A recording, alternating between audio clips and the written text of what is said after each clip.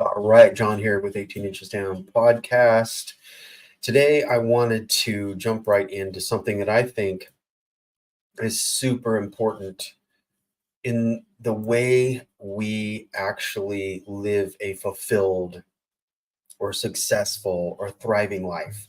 There's many different terms for it, but it's how we feel and how we actually move in this life and treat other people, including ourselves. That's the most important, is really the end game, if you will, of this entire existence in this human anatomy.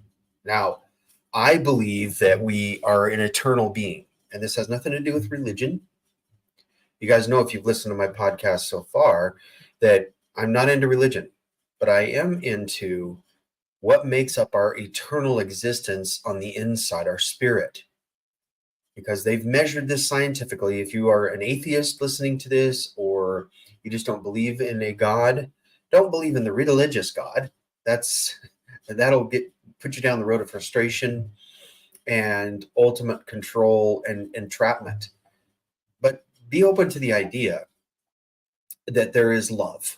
Okay, I think we'd all agree that there is a thing called love. Otherwise, you wouldn't have that kind of relationship that you do surrounding your life that would be considered love. Even if you had an upbringing where your parents were the worst on the planet, they treated you horribly, or a guardian, or you grew up in the foster system, or you've been burned horribly by a relationship, I think we can all agree that love is love. All right? Where did love come from? Let's just look at that. I'm not going down this path so much as I want to talk about allowing versus force, but for context and for foundational reasons in what I'm going to share in this message, I think it's super important, because even if you don't believe in a God because of getting burned by religion, or what I just stated before, maybe you had a spiritual somebody over you that led you down this path that left you feeling really disappointed, hurt, wounded, traumatized, and abused. Maybe that's you. I don't know. But I get a sense that whoever listens to this podcast is going to have some level of spiritual background, or they're going to have an understanding of it, or they've come through a religious system, or they're just exploring the idea. Okay. And those are all welcome here. Every bit of it. No judgment from me. You won't get that from me. You just won't, because I believe in the God of love. Whatever you think that would be, that's who I've bought hook, line, and sinker into. And that is, if you look at it from an unconditional standpoint of love, then you won't feel controlled, you won't feel trapped, you won't feel judged, and looking over your shoulder all the time, waiting for a hammer to come down and smack you right between the eyes. Okay? So if you look at it from that point, and then why wouldn't? Okay, let's just imagine for a minute that there is a God, and it's love. Okay, then that love permeates every single human being on the planet. Now, whether they want to engage in that type of thing, substance or emotional feeling, or just love itself, there's many different ways to describe it. That would be up to free will, whether you're going to engage that or not. But I can tell you this, that somebody in your life has loved you. It's a given for every person on the planet. There's somebody down the line, even if it's great granddaddy, somebody has loved you. Okay. So love is really unexplainable. It's unfathomable. It's just limitless. It's just like, how can you find the quote source? It's not at the end of the rainbow. And so where does it come from? It comes from the inside out towards another individual, or in the mirror. Both, right? So if that's true, which it is, that's what I believe, then we have a greater part of us called our spirit, the inside of us, our consciousness. Many different terms for that too, but I'll just say, for the sake of this message, our spirit is one with that piece, that we're a piece of that love. We are a part, a oneness of that love. And I think many of you would agree with that. So if that's true, what do you define love to be this far in your life, this part of your journey? What do you define love? Take away the woundedness, take away where you've really been burned by somebody or multiplicity of people. Take that element out of it and just look at love for what it is. What would you describe it as, just in a couple of sentences, maybe a couple of words? I would say unconditional in its makeup. Because when you look at children and how they love, when we look at a mother and how a mother loves her children, generally speaking here, most mothers do, how a mother interacts with that child. And if anything happens to that child, she will move heaven and earth to get to that child. It's same with dads, right? Dads that are present and they're at home and they love their kids, and maybe they're not at home and you were forced out. It doesn't matter. You still love your kids. You would move heaven and earth to protect that child, right? Where do you get that from? Well, that's from your greater self. That's from the bigger part of you. That's your heart and your spirit. And so what does that feel like to you? Does that feel like, man, I can throw a bunch of words in there what it feels like, but could you say it feels good? Of course. It feels like, wow, this is empowering. I feel settled, feel safe, feel secure. What is your definition? Well, whatever you can describe about love in general, it's more of a releasing or allowing or letting go posture when we think of someone loving us unconditionally, or something loving us unconditional, or someone else loving us unconditionally, like grandma or grandpa or mom or dad or somebody, a best friend, or the love of your life, whoever that may be. What does that feel like? It feels freeing. It feels like freedom. It feels elation, excitement. All of those elements are elements of allowing rather than forcing. See, when we look at force versus allowing versus force, we can see two different pictures of what a definition of love would be. Somebody would say, well, yeah, love is about control for me because that makes me feel secure and safe. So I'm going to try to control my relationships. I'm going to try to control that love that comes through me or comes at me because I'm trying to protect something that's been hurt before, my heart. So there's that one level of force and control. And then there's the other version of allowing, saying, I'm going to let unconditional love in. I'm going to let unconditional go through me, come for me, but go through me. And that takes me surrendering to it and allowing. Now, one version of that, depending on what you are engaged in or what you believe, is going to bring stuff to you the hard way or the easy way. One is a surface level egoic structure that says that I need to control everything around me because the bottom line is I'm afraid. I'm hurt. I'm wounded. I don't want to get hurt again. That kind of syndrome, right? The other part is I'm allowing things to unfold. I'm allowing life to unfold in front of me. I'm allowing things to come into my life easily and effortlessly. See, if we really believe that we're being taken care of, I heard it said by the great Wayne Dyer. He said, it's true that we were taken care of in our mother's womb for the first 9 months of our existence. Why shouldn't that be true for the next 90? Meaning held and carried instead of climbing and forcing and pushing and coercing and manipulating our way through. One sounds like a whole lot of fun and adventure, while the other one sounds like hard work, sweat, and toil, right? One sounds like really challenging and stressful. It stresses me out even thinking about it. The other one's like, ooh, let me explore that possibility because that sounds like an adventure. That sounds fun. Okay. So let me ask you the question. Does force really get us what we want? And you might say, according to your conscious level right now, according to where you're at in your awakening, where you're at in your paradigm, in this moment in your journey, you might say, well, it served me well up until this point. And I've gotten some great things by forcing my hand or putting my hand to something, putting the sweat and the effort into making it happen. And I've plowed my way through. I've worked the 14-hour days. 7 days a week and I've gotten some things I want. Okay. That may be true, but is it what you really want? See, oftentimes, especially in America, we go to work for things that break down, disintegrate, go back into the earth. And we're like, these things are not lasting. They're really an illusion of happiness. But what everybody's really looking for at the core is sustained joy and feeling a sense of happiness and calm and relaxation and peace and bliss. This is what everyone on the face of the planet is really looking for. Some just don't know it, because it's the feeling of the product that you get. Say you're a dude that loves Polaris snowmobiles, and when you get the latest model, you feel happy. But then what happens when the next year's model comes out? You start looking at it with the Brettas, and then you're like, oh, I want that one. So it brought you a sense of joy and happiness for a moment, but then it was fleeting, and you want the next greatest model, right? Same with iWatch, the Apple Watches, same with iPhones, Android, whatever you're into.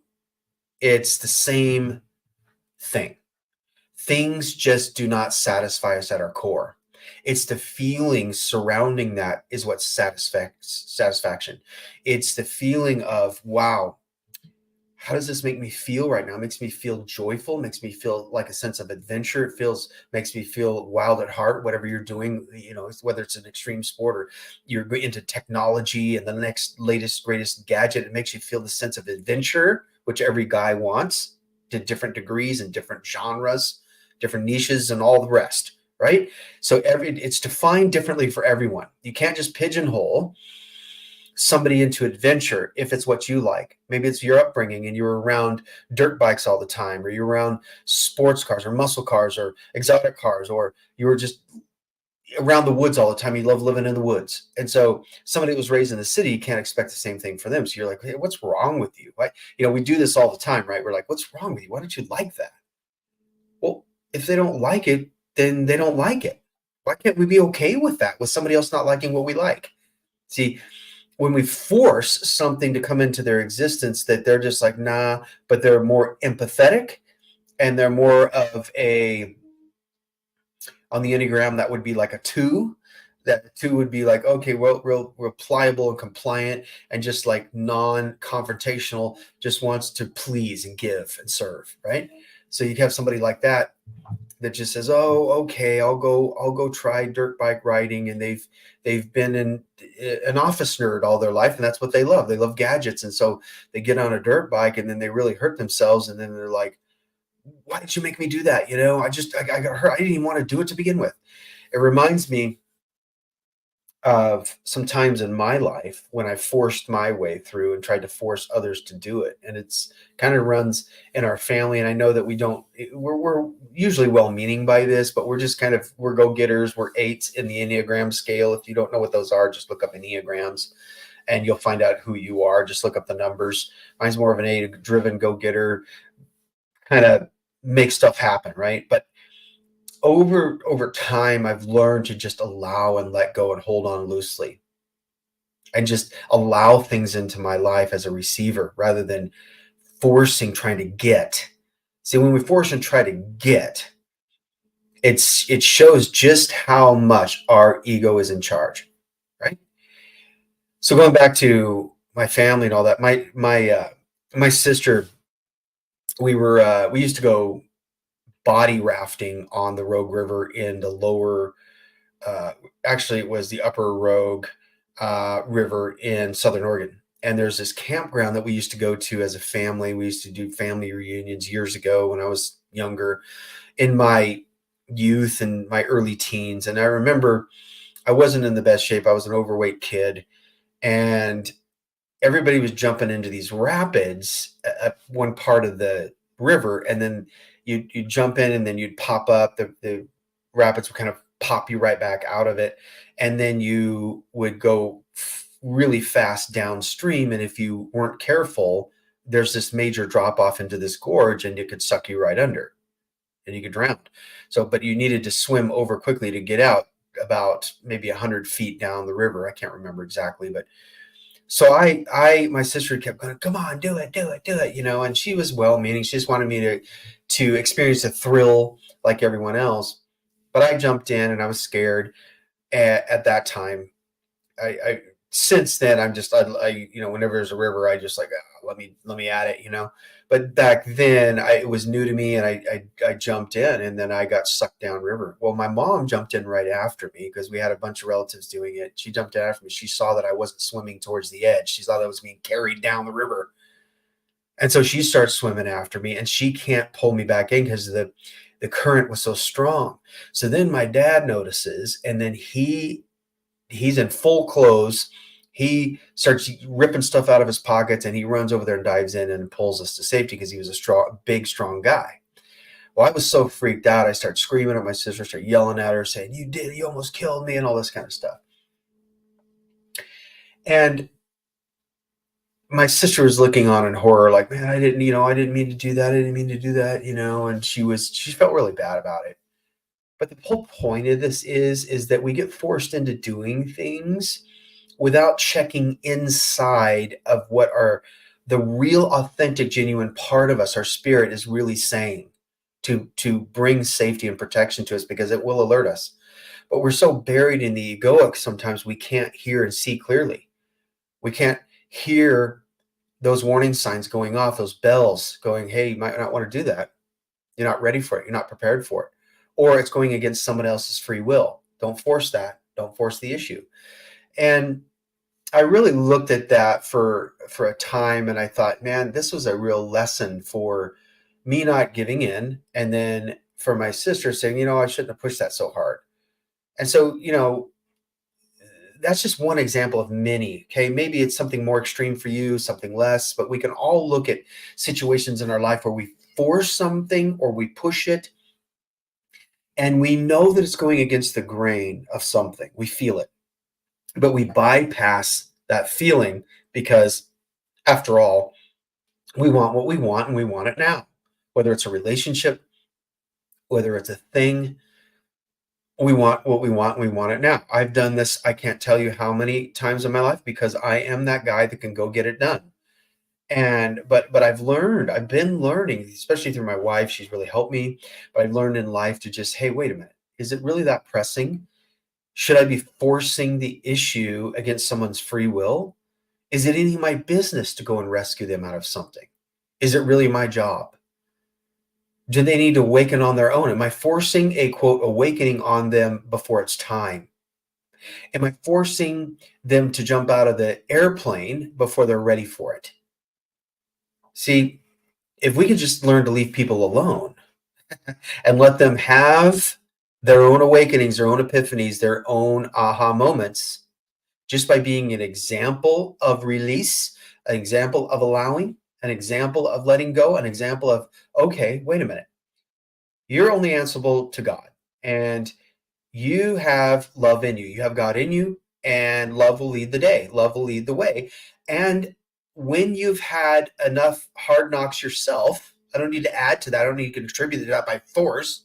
When you've had enough of those hard knocks, eventually, hopefully, you're going to awaken out of some of those so that you can start enjoying life.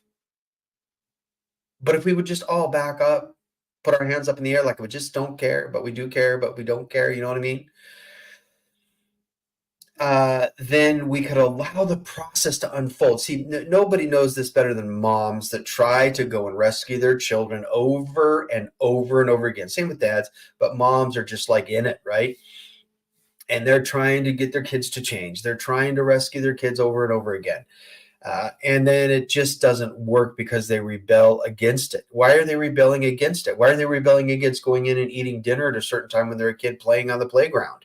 And yet we force them. You have to eat. You need to come in and eat, or it's your nourishment, and you do what I say, kind of thing. But yet their body's not telling them to eat, that it's time. They're not listening. They're listening to their clock, and their clock says, "I want to play." When they're hungry, they'll eat, right? It's the same principle. Is allowing people. This whole message is about allowing people to awaken at their own pace, to change and transform at their own speed. I think we would do really well to let that happen, because oftentimes when we force something on somebody else, then they come back and said, you got me into this, I'm blaming you. Then the finger comes right back to us, because it's like, you forced me to get this divorce, you forced me into this relationship, you forced me to give up that thing, you forced me to do this, and look what happened. See, if we allow people to have their own process and their own awakening and their own development, and we just become the light around them, we become that example, then people will actually come to us. It draws a magnetic flow, starts a pulsation, starts drawing in, and then you feel something happening here when it's time. See, how I know it's time for a lot of people for me to even say something to them individually, like when I'm in their presence, whether it's a stranger or a family member or friend, work associate, whatever, I wait for them to come and ask me something. So, for example, I'll be in maybe my wife and I'll be in the mall. I'm sitting on the bench and I'm just enjoying people watching while she's in shopping. And somebody comes up and asks me something like, what time is it? Or, hey, do you know where the store is? Then, ooh, okay, I'm on alert now. This is an entry point because they asked me a question. It's the same thing when people ask you a question on live calls. If you're doing live calls, you're a podcaster, you're a content creator, whatever, and they come in and they ask you a question. There's an open door because now they've opened their heart, the greater part of them, and now they're ready to receive and not be force-fed information. They're not being driven to something that they're not ready for, don't want, don't need, don't feel that there's a necessity for it. And so what happens is we're letting somebody have the power to choose, the power to manage their own freedom, the power to manage their own free will. But when we force the issue, we break things. When we continue to force, we'll bend and break things. My dad always used to tell me when we're working on things, and I was getting frustrated because I couldn't get it just right, and he knew how to put the nuts and the bolts together and all that on big truck engines because he owned a trucking company, and he's showing me how to do things, and he's like, look, if you force it, you're going to break it, or if you force that nut on that bolt and you strip it, we're going to have a bigger problem here, son. And so did I learn that lesson? Not for a long time, because I wanted to do things my way because I wanted it quicker. Yeah, there's always faster ways of doing things because of technology, which I was always pressing upon him to do, because oftentimes it was old school and he got it done by busting his knuckles and bloodying his hands and all that. And that was just a generation, which I'm just saying that relatively speaking, guys, if you love doing that, you get off on that, then that's your thing, right? I'm just saying I like technology where it makes things easier, more effortless, instead of forcing. That's what this message is about. And he would tell me, like, if you force it, you're going to strip that sucker, and then we're going to have to go in and take that nut or that threaded post, that bolt out, and it could be a long haul, even longer than you want to be here. So be careful with it. And we do the same thing with relationships, don't we? We do the same thing with the women in our life. We do the same thing with relationships, friends, bros, Bretas. We do the same thing with the people that are in our life, and then we force an issue. You need to do this. You need to change that. You need to be like this. And then it's like, okay. And then you wonder why the person's angry or frustrated with you. It's like, I used to tell my wife this until I started, I had a hard head when it came to eating habits, and I would like eat a bunch of chips and a bunch of garbage, and she'd always get on me about it because she was afraid. It was the safety thing. I wasn't making her feel safe because she's like, I want you around a long time, but if you keep doing this, I'm concerned about your health. But I was processing it as, stop nagging me, because if I want to eat the bag of kettle chips, then let me eat the bag of kettle chips. That is my right. That is my free will. That is my thing. So what was I doing? I was forcing my hand and I was saying, no, stop. You're trying to change me before it's time to change me. Now, was she right? Of course. But sometimes we get so stubborn in our egoic, centric led life that we're just like, no, I don't want to do that. And then we rebel. And then it makes everyone else around us suffer because all they're doing is trying to find and receive and feel safe. especially women. That's the number one thing. They want to feel a sense of safety with you, being around you, and then everything flows. But if you get the quote nagging thing all the time and you have that going on constantly in your life, then you may be forcing some things, bruh. You may be forcing the issue, and you may want to consider throwing your hands up and allowing. Your life is going to go a lot more smoothly if you allow. Now, I'm talking about things that, there may be some situations where you may need to say no if somebody's trying to force harm upon you, trying to, you know what I mean, do more damage than good. They're really belittling you, berating you. Then you may say, look, can you not do that, because it's really not good for my psyche right now. I'm already struggling, you know? But I'm talking about things that we know that are good for us.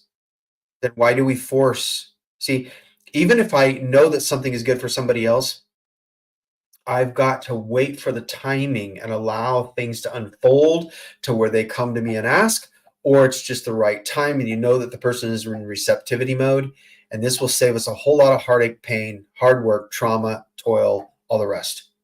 It saves a whole lot of heartache if we just allow. And what it does, allowing gets us what we really want, and that's to feel happy, feel satisfied, feel fulfilled. When we allow, because God knows you're being well taken care of in the inside, and then you feel like you're not because things aren't going your way. Did you ever stop to think that maybe your ego forcing its way and wanting its way before it's time, or wanting its way a certain way when God has something better for you, when love has something greater for your life that's really a better fit? It's like the car analogy. I can go after a truck, a 4x4, and think this is the one. This is it. And I double down on that sucker. And I'm like, I don't care what I have to pay for it. And then we pay 10 grand more than it's actually worth because we like the way it looks. And our ego is screaming, saying, look at me and how I'm going to look, how I'm going to feel around the Brettas when they come around and they start going, oh man, look at that. That's so cool. Is that feeding the egoic side, or can we just say, hold on a minute, I'm going to allow something to take place here. Maybe I get a better deal with 10 grand off. Maybe I get the same truck I want, but it's going to have better accessories, or it's just going to be a smoother transaction, right?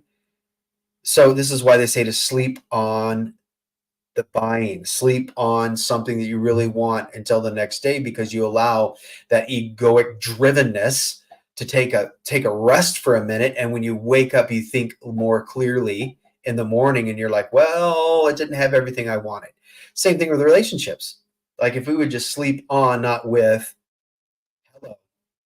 sleep on a relationship, not with, and we wait a minute, then you may see that she is not what you really are looking for, not what's best for your life. Right? So force doesn't get us what we really want. Allowing does. It really does. So much more we can talk about this, but right there, I'm going to drop it.